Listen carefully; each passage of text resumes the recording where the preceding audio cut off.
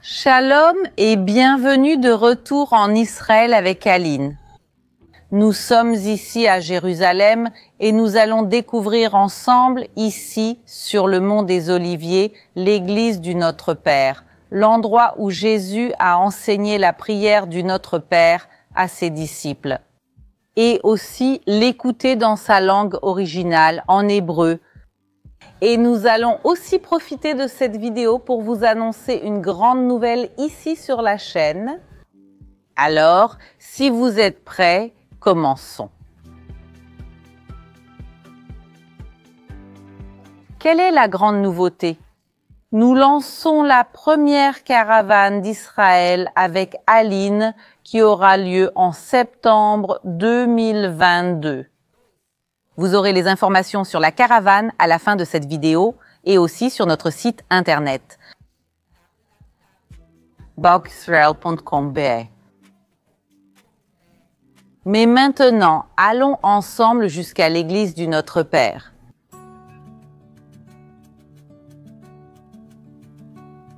Sur le mont des Oliviers, de nombreux épisodes bibliques ont eu lieu, mais ils n'étaient pas considérés comme faisant partie de Jérusalem à l'époque de Jésus.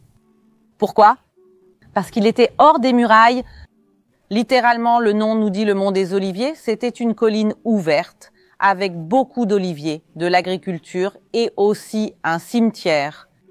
Et justement, Jésus choisissait de venir au mont des Oliviers pour son importance biblique, mais aussi parce que c'était un endroit calme et isolé où il pouvait être avec ses disciples et apôtres sans toute la confusion qui régnait toujours à l'intérieur de Jérusalem.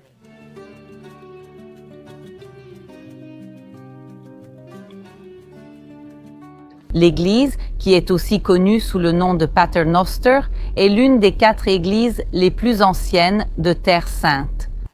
Elle a été construite en l'an 326, c'est-à-dire moins de 100 ans après les événements de Jésus à cet endroit. Mais elle sera détruite en l'an 614 lors de l'invasion perse, puis reconstruite plus tard par les croisés, et détruite une fois de plus en l'an 1187, puis abandonnée et oubliée jusqu'en 1910 lorsqu'elle a été retrouvée. Et c'est alors qu'il a été décidé de reconstruire l'église, celle que nous allons découvrir aujourd'hui. Nous continuons sur le mont des Oliviers et nous savons que Jésus avait l'habitude de venir ici prier avec ses disciples selon ses passages.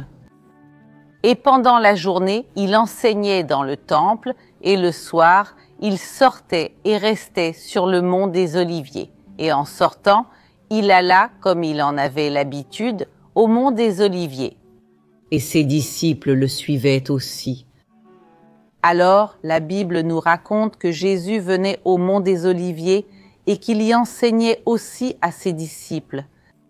Et cela est également renforcé par le fait que depuis le IVe siècle, cette église était connue comme l'église des disciples.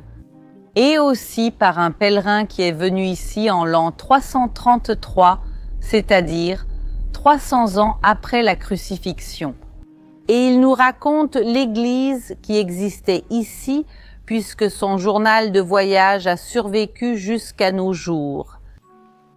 Et aussi dans le livre apocryphe, appelé les Actes de Jean, il est écrit que Jésus venait enseigner dans une grotte sur le mont des Oliviers.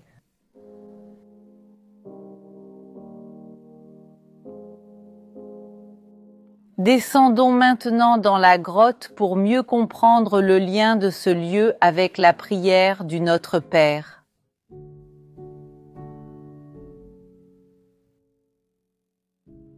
Regardez cette caverne, elle n'est pas très grande et elle est très simple, mais elle est tellement, tellement importante à cause des histoires qui se sont passées ici. Et je trouve très intéressant de penser que Jésus, lorsqu'il choisissait les lieux pour accomplir ses miracles, pour donner ses sermons et ses enseignements, souvent il choisit des endroits simples, Et dans la nature, par exemple, le sermon sur la montagne, qui a eu lieu sur une montagne dans un espace ouvert. Et ici, on voit cette grotte-ci si simple. Vous pouvez voir qu'une grande partie de la grotte n'est pas d'origine. Parce qu'en 1910, lorsqu'elle a été redécouverte, on a commencé à faire des fouilles archéologiques, mais malheureusement, par manque de connaissances et de techniques appropriées, une partie de la grotte s'est effondrée pendant ces fouilles. Donc, cette partie au fond que l'on voit est la partie la plus originale qui reste de cette grotte. La prière du Notre Père a été enseignée par Jésus à ses disciples lorsqu'ils lui demandèrent de leur apprendre à prier. Et elle a été enseignée par Jésus plus d'une fois. Nous avons des récits dans 2 évangiles, dans Luc et dans Matthieu. La tradition orale que vous avez vue, qui est une tradition très ancienne, dit que l'une des fois où Jésus a enseigné le Notre Père, c'était ici, dans cette grotte que nous venons de visiter.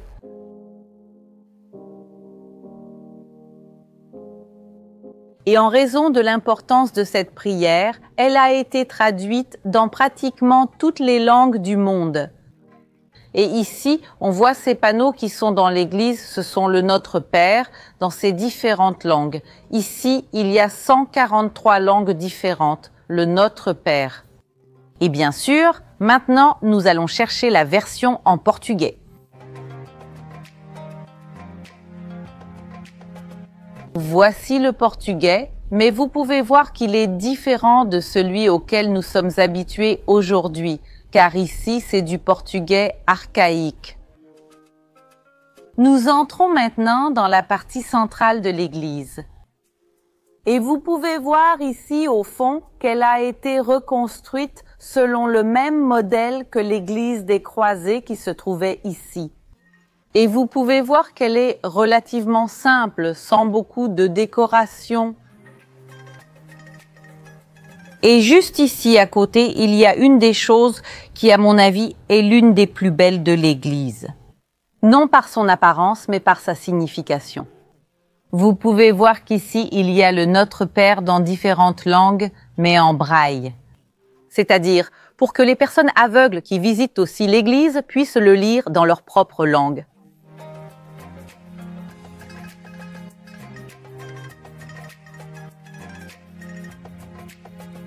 Nous avons vu le portugais archaïque, mais il y a quelques années, une autre version en portugais a été ajoutée ici dans l'église, un peu plus petite, mais c'est le portugais du Brésil.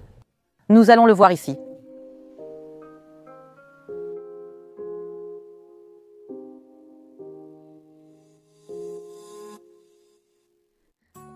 Nous allons maintenant chercher la prière. Le texte a été écrit dans ces langues originales, qui sont l'hébreu et l'araméen. Les 2 langues étaient parlées ici en Israël, à l'époque de Jésus. L'araméen était la langue populaire du quotidien de la population et l'hébreu était la langue de la prière.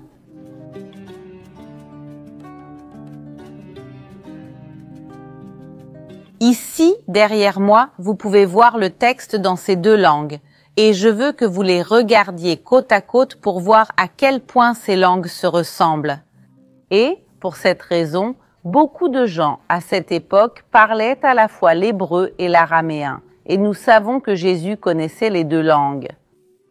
Et le moment est venu d'écouter le Notre Père en hébreu avec des sous-titres en hébreu.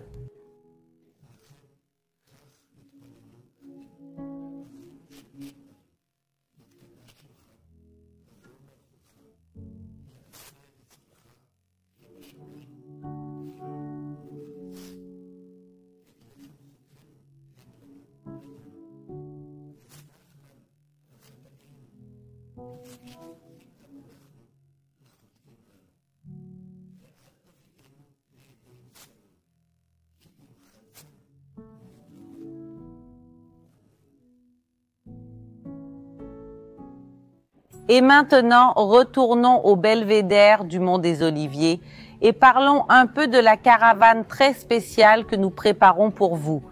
Allons-y.